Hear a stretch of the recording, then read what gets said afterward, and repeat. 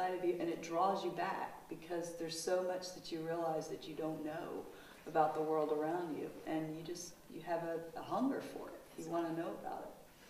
Another thing is, I think it will make us really embrace what we have in school as far as what they offer, because, like, you know, sometimes we sit in class and we be like, oh, I don't think we're gonna need the Spanish, you know, but yeah, our population is growing with the Spanish-speaking Americans.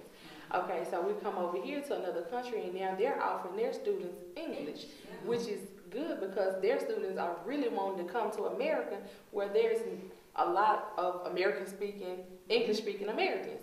And I think that is really wonderful, and I think it'll really make us really appreciate and want to go back and really want to, you know, grab that, you know, to get the other languages, you know, because there's so many different languages that different people speak, you know, just like a lot of people will speak in Danish, you know. That's a southern word for Danish. Danish. Danish. I love it. That was great.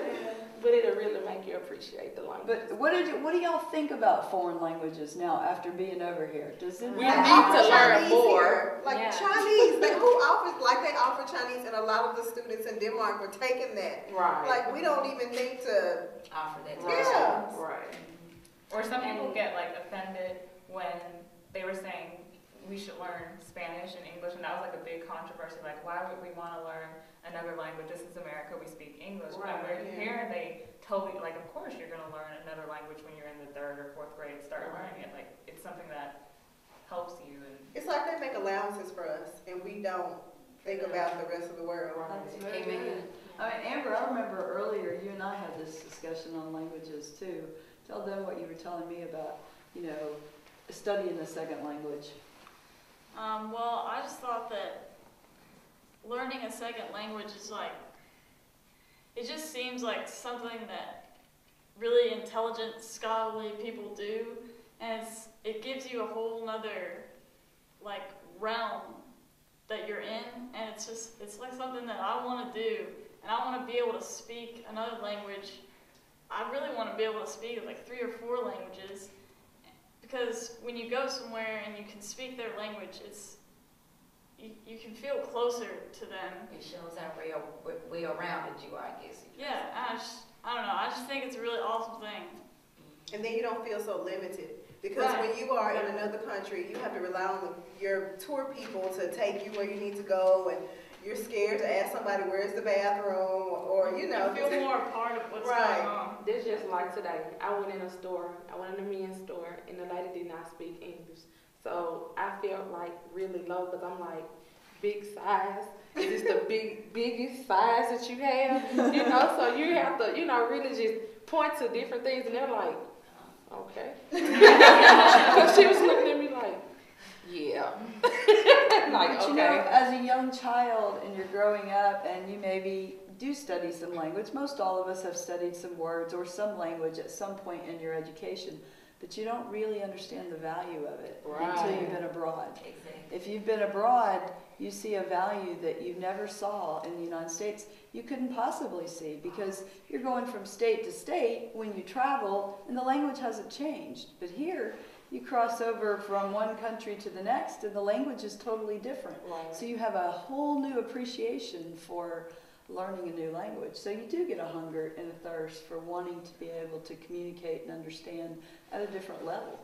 You know, we look at the Denmark students and look at how good their English was. Was that not amazing? Most of those kids have not been to the United States.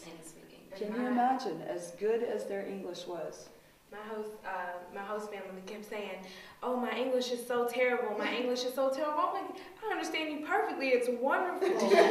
But one thing I wanted to say about, you know, as we were all a little nervous meeting, you know, our host families, and but it was crazy to find out that they felt as nervous as we did, and they were just so warm and inviting. And sometimes you think people have bad ideas of Americans and how we are and everything, but they were loving and inviting.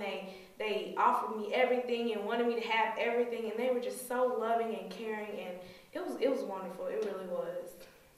When we were talking about languages, what I learned the first tour we had, we went to see the battle at Waterloo, and Napoleon did, that if he had won the battle, we all would have been speaking French. I thought that was interesting. Man, you know, I knew French, but now we have the opportunity to, like you said, Amber, learn whatever your interest is, you know, so I thought that was interesting.